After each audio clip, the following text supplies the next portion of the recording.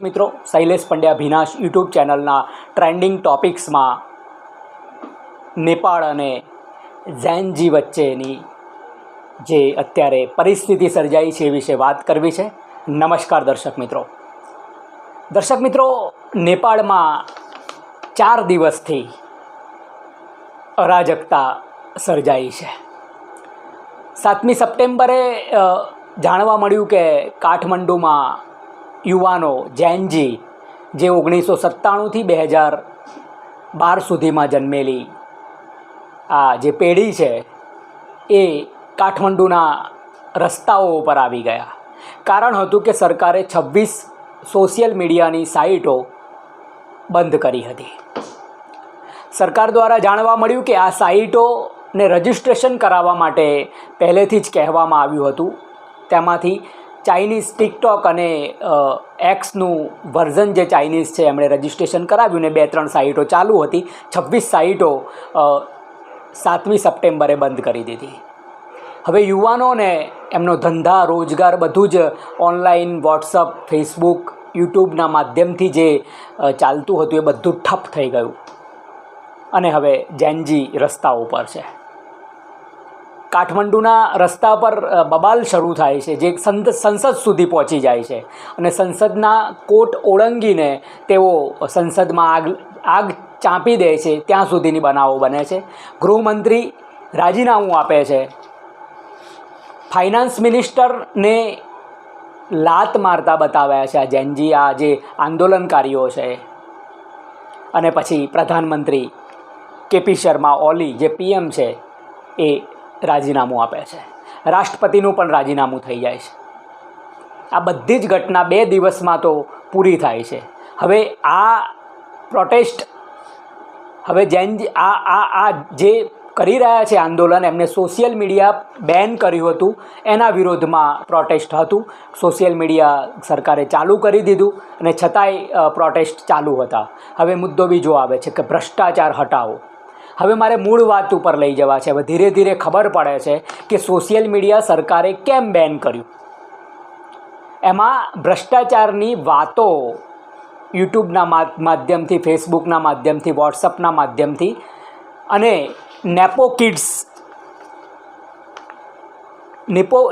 Kids જે રાજકારણીઓના અધિકારીઓના છોકરાઓ જે લક્ઝુરિયસ લાઈફ જીવી રહ્યા હતા એ યુવાનોને સીધી જ ચોટ વાગતી હતી કે અમારે બહાર જવું પડે છે, અમે ભણીએ તો અમને નોકરી રોજગાર નથી. અને નિપો કિડ્સ જ્યાં બાળકો છે એમને સીધી જ લક્ઝરિયસ લાઈફ એમને મળી રહી છે. આ નારાજગી હતી. ભ્રષ્ટાચાર હતો, ખદબદતો ભ્રષ્ટાચાર. ઓલી 70 વર્ષના છે. એ જ્યારે છેલ્લે પ્રધાનમંત્રી બન્યા, રાજાશાહી નેપાળમાં ખતમ થયા પછી એ કેટલાય પ્રાઇમ મિનિસ્ટરો બદલાઈ ચૂક્યા છે. 5 વર્ષની કોઈ સરકાર હજુ સુધી સંપૂર્ણ બની નથી. 3થી 4 પ્રાઇમ મિનિસ્ટરો છે એ વારાફરતી આખી એમની મેજિક ચેરની રમત રમ્યા કરે છે. એક 80 વર્ષના છે, આ 70 વર્ષના છે. એમના કોમ્યુનિસ્ટ પાર્ટીના બંધારણમાં કે 70 વર્ષથી ઉપર પીએમ ના બની શકે એમણે 1 વર્ષ પહેલાં જ એમાં જાણવા એવું મળે છે કે એમાં એમણે સુધારો કર્યો અને અધ્યક્ષ બનીને પાછા પીએમ બની ગયા.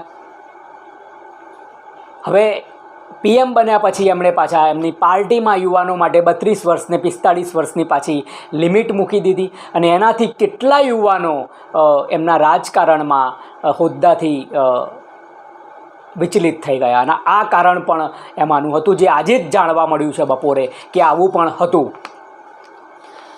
યુવાનો શૈક્ષણિક સંસ્થાઓને ટાર્ગેટ કરે છે કે આ પ્રાઇવેટ છે ને આમાં રાજકારણીઓના છોકરાઓના પૈસા લાગ્યા છે. એ મોટી હોટલ કાઠમંડુની એને ટાર્ગેટ કરીને સળગાવે છે. એ કહે છે કે આમાં પણ સ્ટોક માર્કેટ આમાં શેર છે રાજકારણીઓના છોકરાઓના, વડાપ્રધાનના અને મંત્રીશ્રીઓના ફેમિલીના. જે ભૂતપૂર્વ વડાપ્રધાનો છે એમના ઘર પર આગ ચંપી થાય છે અને એક વડાપ્રધાનના ધર્મપત્નીનું અવસાન થાય છે. હવે આ ઝેન્જી છે જે અખબાર અને ટીવી મીડિયાને સળગાવી દીધું. એમાંથી બધા જ રિપોર્ટર્સ અને બધા જ પત્રકારોને બહાર કાઢે છે અને પછી આગ ચંપી કરે છે. એટલે આ ભૂતપૂર્વ પ્રાઇમ મિનિસ્ટરના પત્નીનું અવસાન એ જાણીબૂજીને એમણે કરેલી ઘટના આપણે ના ગણી શકીએ. એમને ખબર ના હોય ને આંખ ચંપી થઈ હોય ને અંદર મકાનમાં હશે ને દુર્ભાગ્યે અવસાન પામ્યા. કે મીડિયા હાઉસ ખાલી કરાયા પછી એમણે આ વાત કરેલી છે. હવે હામી નેપાલ નામનું એક સંગઠન છે જેણે ટિકટોક પર આ પ્રોટેસ્ટની 7 તારીખે જે પ્રોટેસ્ટની વાત હતી એ બધે મોકલી હતી ને એના નેતા જે બહાર આવ્યા છે સુદાન ગુરુંગ, એ પણ યંગ છે. હવે એ સોશિયલ મીડિયા પર ને એમની માંગ જ છે કે એક તો આ ચાલુ સરકાર જવી જોઈએ, અંતરિમ સરકાર એ પણ યુવાનોની બનવી જોઈએ. જે ભ્રષ્ટાચાર થયો છે ભ્રષ્ટાચારીઓને કોઈને બક્ષવામાં ના આવે. અને આ એમની ડિમાન્ડ સાથે એમણે સુદાન ગુરુંગ છે અને કાઠમંડુના મેયર 34 વર્ષના બાલિન શાહ તરીકે ઓળખાય છે. હવે ભાવિ વડાપ્રધાન તરીકે એમનું નામ પૂરજોશમાં છે. એ ડાન્સર હતા, ગાયક હતા અને એમની ફેન ફોલોઈંગ નેપાળમાં જૈનજીમાં યુવાનોમાં ખાસ્સો ક્રેઝ છે. અને એ એમની એક્સ હેન્ડલ પર એક પોસ્ટ મૂકે તો ખૂબ વાયરલ થાય છે અને યુવાનો એને ઝીલે છે. તો નવા વડાપ્રધાન બાલેન્દ્ર શાહ હોઈ શકે. હવે ગવર્મેન્ટ દ્વારા 19 વિદ્યાર્થીઓની 7 તારીખે અને દમન અને આ પ્રોટેસ્ટ હતું એને ડામી દેવા માટે એ પોલીસ ગોળીબારમાં 19 વિદ્યાર્થીઓની હત્યા થઈ અને ઘાયલ થઈ ગયા અને આનું ઉગ્ર સ્વરૂપ પકડાયું. હવે ભારતમાં શું અસર પડી શકે? ભારતના 21 જિલ્લાઓની બોર્ડર નેપાળ સાથે મળેલી છે. આપણા સાંસ્કૃતિક અને આપણી સંસ્કૃતિ એક છે. ઓલીએ જ નિવેદન આપ્યું હતું કે રામ પણ એ અયોધ્યામાં મંદિર બન્યું ત્યારે એમનું નિવેદન આપને બધાને યાદ હશે. દર્શક મિત્રો, છેલ્લા 5 વર્ષમાં હવે આપણે આંતરરાષ્ટ્રીય સરહદોની વાત કરીએ આપણે તો છેલ્લા 5 વર્ષમાં ક્યાં ગવર્મેન્ટો બદલાઈ છે. તો 2021માં મ્યાનમારમાં અને અફઘાનિસ્તાનમાં, 2022માં શ્રીલંકામાં, 2023માં પાકિસ્તાનમાં, 2024માં બાંગ્લાદેશમાં અને 2025માં નેપાળમાં. હવે 3 પેટર્ન આપણે જોવી છે શ્રીલંકાની 2022ની. એમાં આર્થિક મુદ્દા, મોંઘવારી, ઈંધણ અને ખાદ્ય સામગ્રી આ મુખ્ય મુદ્દા હતા શ્રીલંકાની ચળવળમાં. ગોટલાયા રાજપક્ષેને શ્રીલંકા છોડીને ભાગી જવું પડ્યું ને સિંગાપુરથી એમણે એમનું રેઝિગ્નેશન, એમનું રાજીનામું પત્ર મોકલવો પડ્યો. અને ત્યાં શ્રીલંકામાં ચળવળકારો, ત્યાંના બૌદ્ધ ભિક્ષુઓ પણ રોડ ઉપર આવી ગયા હતા. એટલે સમગ્ર બધા જ રોડ ઉપર હતા. 2022ની ઘટના છે શ્રીલંકામાં. અને પછી ત્યાં અંતરિમ સરકાર રચાઈ છે. હવે બાંગ્લાદેશનો વારો છે.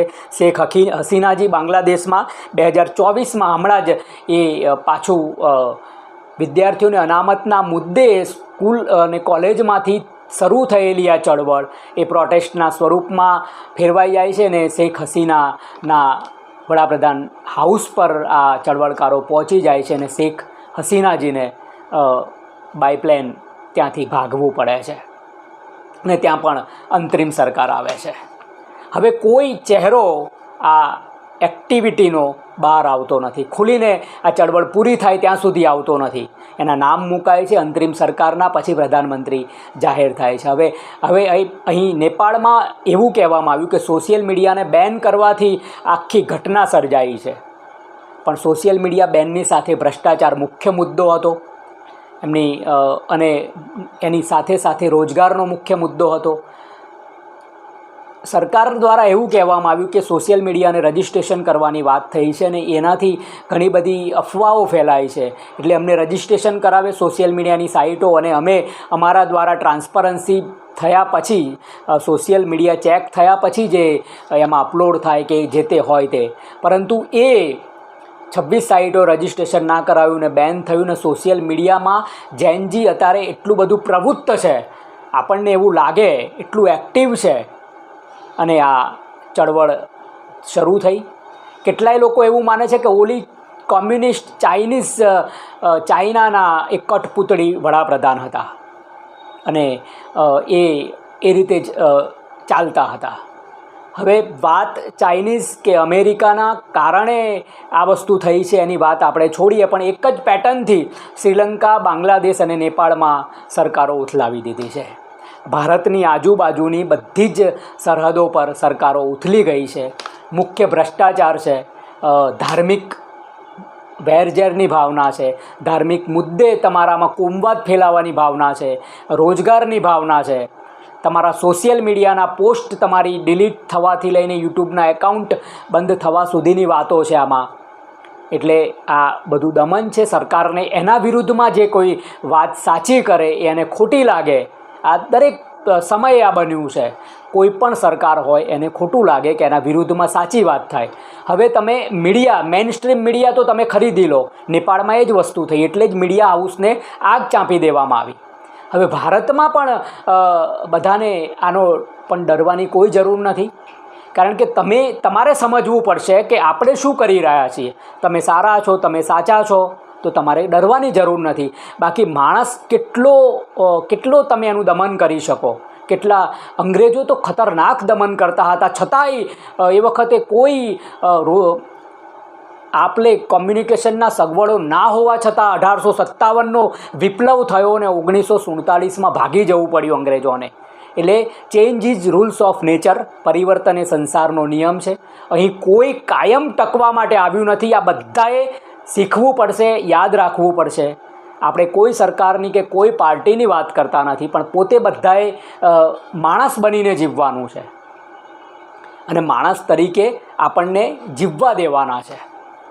હવે તમે એ વાત કરો કે તમારી મોંઘવારીમાં તમારી મધ્યમ વર્ગના ધંધાની, મધ્યમ વર્ગના માણસોની કમર તૂટી જાય. છેલ્લા 10 વર્ષથી તમે જીએસટીમાં એટલો 18% 28% જીએસટી ઝીંકીને તમે કમર તોડી નાખો ને પછી હવે જીએસટીનું રિફોર્મ કરો અને અમે સુધારા કર્યા છે.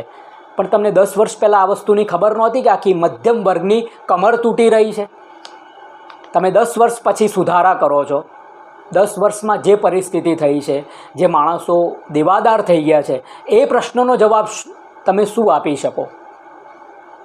તમે ઇથોનોલ પેટ્રોલમાં મિલાવો છો, તમારા એન્જિન બગડે છે. આ એક ભયંકર મોટું સ્કેમ છે. આનો આપણે અલગથી એક એપિસોડ બનાવીશું.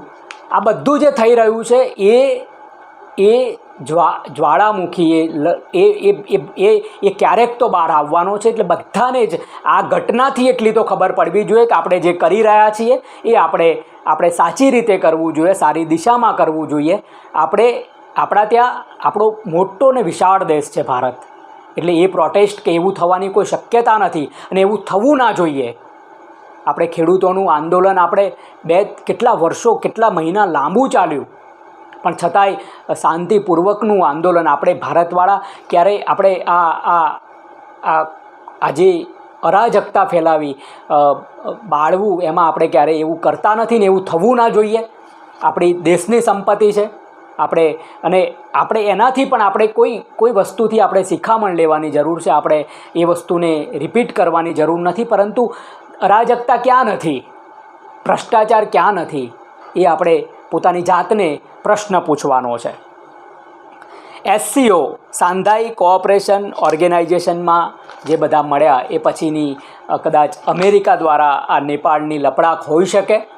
આખું બધા જ કહે છે કે આ કોઈ વિદેશી તાકાતોનો હાથ છે, પણ અંદર પણ ભારેલો અગ્નિ હતો જ નેપાળમાં, અને જેના કારણે આ વસ્તુ થઈ છે. નેપાળનું જૈનજી વિશે એવું કહેવામાં આવતું હતું કે પોતાના શોખ મોજમાં એકદમ રચાપચા રહે છે, એમને દુનિયાની કશી જ પડી નથી. પણ તમે વિચારો તો ખરા, 2 દિવસમાં આખી સરકારને રાજીનામું આપી દેવું પડે, આટલી અરાજકતા ફેલાય અને ઓર્ગેનાઇઝેશન એકદમ સિસ્ટમેટિક આ વસ્તુ થઈ છે. એટલે એક રાતોરાત આ વસ્તુ થઈ એવું હું તો સ્વીકારતો નથી. આ એકદમ ઓર્ગેનાઇઝેશનની પદ્ધતિથી આ વસ્તુ થઈ છે.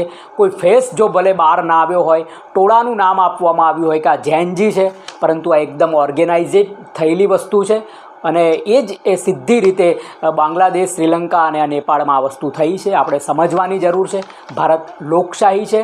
છેક કાશ્મીરથી કન્યાકુમારી સુધી એટલો વિશાળ દેશ છે, વિશાળ આપણી એટલી ભાષાઓ અલગ અલગ છે, આપણા તહેવારો અલગ અલગ છે, અને અનેક વસ્તુમાં આપણે આપણો ભારત માતા, આપણી રાષ્ટ્રમાતાને આપણે વંદન કરીએ. આપણા દેશમાં આવું ક્યારેય ના થાય. પણ ભ્રષ્ટાચાર, અરાજકતા, તમારી વાતો, તમે એક જ સાચા છો, એ વર્તન ક્યારનું ભારતમાં થઈ રહ્યું છે, પણ ભારતની પ્રજા એને સહન કરી રહી છે. એટલે આપણે બધાની ભૂલોમાંથી આપણે શીખવાનું છે કે આપણે શું કરી શકીએ, અને આપણે એ જ કરવાનું છે. નમસ્કાર.